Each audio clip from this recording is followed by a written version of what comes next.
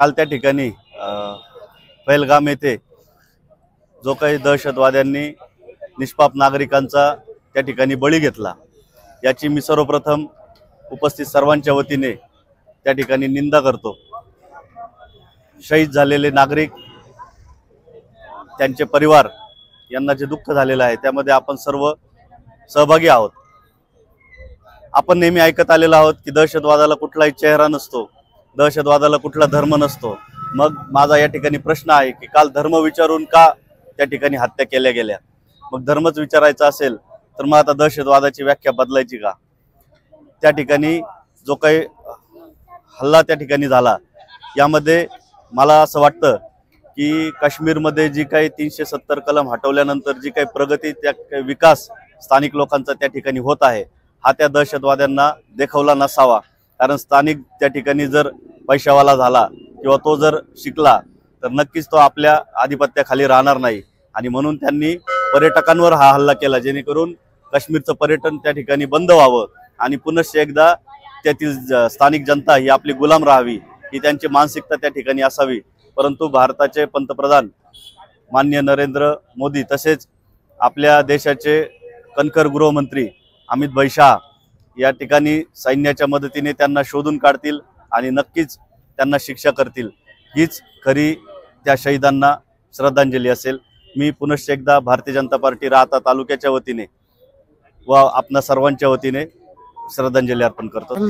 कालची घटना ही संपूर्ण भारताला नाही तर संपूर्ण जगाला एक वेगळा संदेश देणारी घटना या ठिकाणी घडलेली आहे।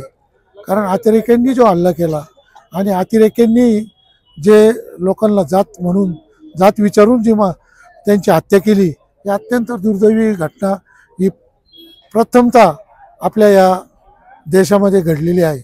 मी या घटनेचा तीव्र शब्दात निषेध करतो आणि यापुढे प्रत्येक नागरिकाने, प्रत्येक आपल्या हिंदू समाजाच्या लोकांनी एकत्र राहून आपल्याला या गोष्टींचा वेळोवेळी कशा प्रकारे या सगळ्या संकटांना तोंड देता येईल हे आपण या ठिकाणी पाहिलं आहे। आताच मुर्तडक यांनी जी एक त्यांच्या भाषणामध्ये अत्यंत चांगली गोष्ट सांगितली की आपले यात्रेकरू ज्यावेळेस तिकडे जातात, ज्या पद्धतीनं त्यांचा बायोडाटा संपूर्ण खाली घेतला जातो, संरक्षणच्या दृष्टीने त्यांना सर्व गोष्टी सांगितल्या जातात, त्याच पद्धतीनं जे जेंट्स असतील, महिला असतील, त्यांच्याकडे सुद्धा 4 दिवसाचा 5 दिवसाचा शस्त्रप्रवाना त्या ठिकाणी दिला पाहिजे। कारण अचानक जर अशी घटना जर घडली तर त्या ठिकाणी ते स्वतः काही होईना, आताच समोरचा आपल्याला मारणार आहे, आपण मरू किंवा मारू या भावनेने त्या ठिकाणच्या यात्रेकरूंचा असेल, आपल्या भारतीय नागरिकांचा असेल, त्या ठिकाणी संरक्षण होऊ शकतं। म्हणून माझी पण महाराष्ट्र शासनाला विनंती आहे की आता यानंतरच्या ज्या यात्रा जम्मू काश्मीरमध्ये पुढच्या महिन्यामध्ये चालू होणार आहे, त्या यात्रेकरूंच्या सुरक्षेसाठी आपण महाराष्ट्र शासनाने प्रत्येक महिला असेल, पुरुष असेल किंवा एखादा ग्रुप असेल, त्या ग्रुपबरोबर 4 ते 5 शस्त्रधारी माणसं द्यावे किंवा त्यांना शस्त्रप्रवाना त्या ठिकाणी 8 दिवसाचा देण्यात यावा की जेणेकरून या अशा हल्ल्यापासून आपलं कुटुंब स्वतःचं त्यांना वाचवता येईल।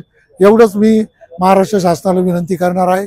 आणि काल झालेल्या बाहेर हल्ल्याचा मी राहता ग्रामस्थांच्या वतीने, माननीय सुजयदादा विखे पाटील यांच्या वतीने व सन्माननीय नामदार राधाकृष्ण विखे पाटील यांच्या वतीने जाहीर निषेध या ठिकाणी व्यक्त करतो। पहलगाम मध्ये जी काल घटना घडली, या घटनेमध्ये 26 निरपराध हिंदू या ठिकाणी इस्लामिक जिहादी आतंकवाद्यांकडून त्या ठिकाणी त्यांची हत्या झालेली आहे, निर्मम हत्या झालेली आहे।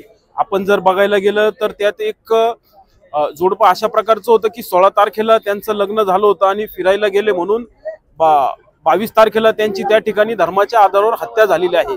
नुसतीच त्यांची नाही तर त्यातील 26च्या 26 लोकांची ते मूर्तीपूजक असल्यामुळं, ते हिंदू असल्यामुळं त्यांची त्या ठिकाणी निर्मम हत्या झालेली आहे। आणि हा आपल्या राष्ट्रातील तमाम नागरिकांना एक डायरेक्टली संदेश दिलेला आहे की जर तुम्ही इस्लाम कबूल केला नाही किंवा जर तुम्ही आम्हाला शरणार्थी झाले नाही, ज्या प्रकारे पाकिस्तान आम्ही घेतला, काश्मीरमध्ये हिंदू पंडितांचं पलायन केलं, ज्या प्रकारे आम्ही अफगाणिस्तान घेतलं, त्याच प्रकारे आता आम्ही संपूर्ण हिंदुस्थान तुमच्या तावडीतून घेणार आहोत। तर त्यामुळे मी आपल्या हिंदू बांधवांना या ठिकाणी सगळंच करू इच्छितो, भविष्यात जर आपल्या 100% आपलं जे भारत सरकार आहे हे पाकिस्तानवर त्यांना उत्तर देणारच आहे. पाकिस्तानवर ज्या वेळेला हल्ला होईल, जर कधी युद्धाची परिस्थिती तयार झाली तर आपल्याला सर्वांना सुद्धा गृहयुद्धासाठी तयार राहावं लागणार आहे.